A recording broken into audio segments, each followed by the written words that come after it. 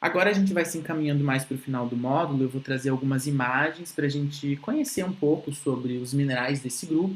Então, em primeiro lugar, a gente traz imagens macroscópicas, então vocês conseguem ver aqui 3 tipos de zeólitas diferentes, cada uma delas é composta por elementos diferentes ou distintos. Então, a estilbita, que é uma zeólita cálcico-sódica, ela tem uma característica mais repiforme. A natrólita, que é uma zeólita sódica, ela é um tipo de zeólita fibrosa, então ela pode formar fibras ou agulhas. A chabazita já forma agregados maciços, não tem uma forma muito bem definida, mas ela é uma zeólita cáustica também. Nós temos aqui outros tipos de cristais. Quando a chabazita é muito bem cristalizada, ela pode formar cristais euédricos, cúbicos ou retangulares, a depender do ambiente de formação. A eulandita é uma zeólita muito interessante, ela pode ser tanto cáustica quanto sódica quanto potássica, embora as variantes potássicas sejam mais restritas. Acho que só foram até hoje encontradas na Itália, mas existem de fato. Elas formam, tanto em macroscopia quanto em microscopia, uma forma que na literatura é descrita como coffin shaped. Então é como se fosse o formato de um caixão. Eu não sei quem definiu esse nome. Faz muito sentido, porque se vocês imaginarem aqui, tem um caixãozinho, parece um caixão, mas achei de péssimo tom, mas a gente usa porque já está consagrado na literatura. Essa morfologia ela é observada principalmente em MEV, em microscopia eletrônica, e são imagens muito interessantes. É uma das morfologias que nos permite reconhecer que a zeólita em questão é uma eulandita. Mais fotinhos da natrólita, a mordenita, que é uma zeólita específica também, que tem aquela estrutura em anéis que a gente mencionou lá no início do módulo. Essa é uma amostra de basalto intensamente vesiculado do noroeste do Paraná e possui em suas amígdalas cristais de analcima, chabazita e estilbita. Então são cristais indiscriminados aqui na amostra, você não consegue identificar qual é qual de maneira visual, mas como foram feitas análises subsequentes, a gente consegue dizer que nessa amígdala maior aqui, a gente tem analcima, nessas amígdalas menores, que se você observar parece uma feição em leque, seria a estilbita, e nas vesículas menores aqui, que é indiscriminado, né, não existe uma morfologia específica ou um tamanho de cristal específico, a gente teria a chabazita. Mas visualmente é muito difícil fazer a distinção das zeólitas quando elas não têm aquele hábito específico delas. Em lâmina, as zeólitas elas são muito comuns, preenchendo cavidades de basalto. Então aqui eu vou trazer para vocês alguns exemplos para a gente observar algumas características. Então logo de cara a gente nota o relevo baixo das zeólitas, a gente nota que as zeólitas são incolores em lâmina, claro que obviamente em luz paralela. Quando a gente cruza os nicóis, quando a gente insere o analisador, nós temos que as zeólitas, em sua grande maioria, possuem uma cor de interferência baixa, na casa de cinza de primeira ordem, até branco, bem próximo do branco. Então aqui nós temos a natrólita como exemplo. Aqui nós temos cristais de estilbita, também daquelas amostras do noroeste do Paraná. Então notem que são cristais que em luz paralela são incolores, possuem um relevo baixo. É um pouco difícil de fazer esse tipo de análise nessa amostra, porque nós temos uma matriz que é completamente vítrea, quase que completamente vítrea, então a gente não tem muito acesso a outros tipos de mineral para fazer essa comparação de relevo, mas acreditem, as zeólitas possuem um relevo baixo. Quando nós inserimos o analisador, as zeólitas elas têm uma extinção complexa, padrões complexos de extinção, elas têm cores de interferência na casa de cinza de primeira ordem, como eu já falei. Dependendo dos cristais, a gente consegue observar a clivagem. A clivagem da zeólita tende a ser boa a regular, dependendo do tipo de cristal. cristais de heulandita, então vejam que em microscopia a gente nem sempre vai conseguir encontrar aquela feição típica, característica do caixão, né, que eu mencionei. Mas os cristais de zeólita tendem a ser ripiformes, tendem a ser alongados, então a gente consegue fazer algum tipo de distinção em relação aos outros. Mas é importante mencionar que em lâmina, se a gente não tem um auxílio suplementar, se a gente não tem a morfologia da macroscopia, ou se a gente não tem um dado químico, a gente não consegue separar as zeólitas em espécies específicas. Então aqui eu sei que é uma heulandita porque foram feitas análises subsequentes. Mas se não, eu poderia chegar ao máximo de dizer que é um mineral do grupo das zeólitas, é uma zeólita. E claro, descrever os cristais, descrever as características microscópicas para auxiliar na comparação com outros tipos de análises. Continuando o nosso passeio aqui, vocês vejam que essas zeólitas, no caso, elas têm uma cor de interferência bem amarelo de primeira ordem. Isso acontece porque a diferença de dureza entre o arcabouço dessa vesícula, e qual que é o arcabouço dessa vesícula? Que no caso é uma amígdala, né, porque está completamente preenchida. O arcabouço disso é uma rocha de basalto, né, um basalto. Né? Então a dureza entre os minerais do basalto, quando a gente compara com as zeólitas, é muito grande essa diferença. Então, quando a gente vai fabricar uma lâmina, a gente vai fazer o desbaste, a gente tem que ter muito cuidado, porque senão a gente consegue arrancar quase todos os minerais que estão dentro dessa vesícula por causa do desbaste, porque a gente quer chegar até 30 micras, né? E nem sempre a gente consegue, porque para preservar a presença de minerais dentro dessa vesícula, a gente para de desbastar antes. Isso vai gerar um pequeno desvio da cor de interferência, né? Porque a gente lembra de módulos anteriores que birrefringências, cores de interferência estão intimamente ligadas com a espessura da lâmina, né? Então aqui nós temos cristais de amarelo de primeira ordem, mas apenas devido ao fato de que a lâmina talvez esteja um pouco espessa.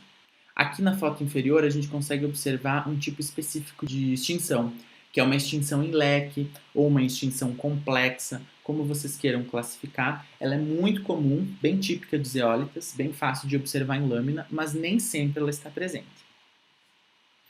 Aqui a gente consegue ver o mesmo cristal com o analisador inserido na porção inferior e o analisador não inserido na porção superior. Vocês vejam que é um cristal incolor, de relevo baixo. Nós temos aqui a presença de impurezas no cristal. Quando a gente cruza os nicóis, você vê também aquelas cores de interferência de primeira ordem, a extinção complexa ou em formato de leque. Notem que os cristais, eles são fibrorradiados, eles crescem em direção ao centro dessa cavidade. Então, o processo de nucleação desses minerais se iniciou na parede, na borda das vesículas, e foi crescendo em direção ao centro das mesmas. Para finalizar o módulo com vocês, a gente vai ver uma zeólita em microscópio. E lembre-se que esse é um exemplo que eu trago para vocês. Vocês fiquem à vontade para adentrar o site, procurar outras amostras que tenham zeólitas em sua composição mineralógica, mas eu vou trabalhar com vocês de maneira simplificada um tipo de zeólita agora. Pronto, já ativamos o link do slide. Ele nos levou ao site do Virtual Microscope, numa amostra que eu selecionei para trabalhar com vocês hoje, que é uma amostra de basalto amigdaloidal. Então, se a gente descer aqui no site, a gente tem algumas informações dessa amostra. A título de curiosidade, vamos ver onde é que ela veio? Também da Escócia, olha só, foi uma coincidência, nem fui ver isso, mas até agora estamos trabalhando com amostras da Escócia. Então vamos entrar aqui no microscópio para ver essa rocha em microscopia. Primeira coisa que a gente nota é que é uma rocha muito fina, os minerais têm uma granulação muito, muito fina. Ela é uma rocha muito opaca, provavelmente rica em vidro vulcânico, mas o que nos interessa é observar que, além de alguns fragmentos de cristais que a gente consegue observar, por exemplo, na porção superior do vídeo, no canto noroeste do número 2, por exemplo, tem alguns pedaços, alguns cristais fragmentados. Na porção noroeste do número 1, entre o número 1 e o número 2, na verdade, a gente tem um cristal subédrico, quase euédrico, mas o que nos interessa nesse momento é estudar as zeólitas, observá-las. Então a gente vê que as zeólitas elas estão concentradas em cavidades, cavidades que têm os mais variados tamanhos, né?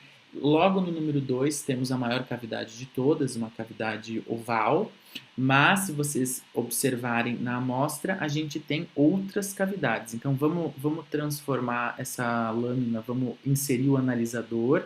Então vejam como é difícil trabalhar com uma amostra que é muito rica em vidro vulcânico, mas não é impossível. Vamos dar um zoom aqui.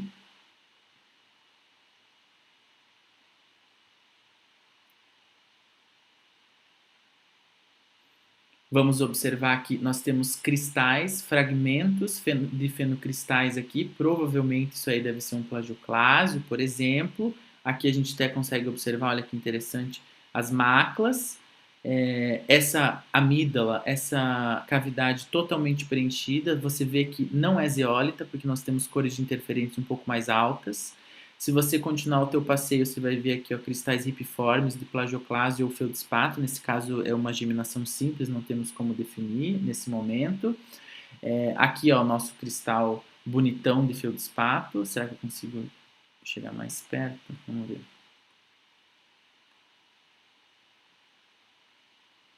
Então, olha que interessante o nível de detalhe que a gente consegue atingir, né? Essa amostra, ela tem um monte de vidro. Ela é uma amostra bem opaca em relação a isso, né? Dificulta a transferência da luz, né? Dificulta a passagem da luz e por isso que ela é bem escura. Mas a gente consegue ver processos de devitrificação, nós conseguimos ver processos de alteração nesse cristal de feldspato, a gente consegue ver amígdalas que são preenchidas por outro material que não zeólitas. Então a gente vai caminhando ao longo da amostra, vai observando vários tipos de feição. Olha que interessante esse cristal de feldspato com zonamentos composicionais. Mas, como eu falei para vocês, a gente não veio aqui para isso, né? No tempo livre de vocês, vocês podem trabalhar com toda a amostra, passear por ela. Agora a gente vai se concentrar no ponto 2. O ponto 2 está concentrado em uma cavidade, em uma amígdala completamente preenchida, e aqui está ele.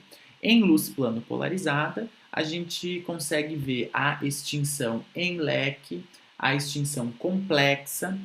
Em luz paralela, a gente consegue ver que os cristais são incolores, nós conseguimos ver que os cristais têm um relevo muito baixo. Vamos dar uma girada na platina para ver como que funciona. Então, em luz polarizada, olha que interessante a extinção em leque, a extinção complexa. Vejam que nós temos dois grupos, duas fases de cristalização. A primeira delas que se origina na interface entre a parede da cavidade e vai em direção ao centro. E daí nós temos uma segunda fase de cristalização no centro da amígdala, composta por zeólitas também, mas com orientações cristalográficas diferenciadas, que foram processos de cristalização diferentes. Então, olha que interessante, conforme a gente vai rodando, a gente vai vendo que a cor de interferência de fato não muda muito, né, de cinza de primeira ordem. Nós temos aqui em luz paralela os cristais eles têm uma interface entre os grupos de cristal. Nós temos aqui alguma coisa que eu não saberia descrever apenas em luz polarizada ou apenas em microscopia, melhor dizendo, mas talvez seja algum processo de alteração ou talvez seja a cristalização de um outro tipo de mineral aqui na interface entre esses dois grupos de zeólita. Mas é interessante a gente observar como que as zeólitas se apresentam em microscopia. Vamos retornar ao espécime para ver se lá no número 1 a gente tem outra coisa interessante para observar. Sim, nós temos aqui, deixa eu só carregar aqui, meu computador é lento. Nós temos aqui uma outra cavidade. Notem que essa outra cavidade ela está completamente apagada. Notem.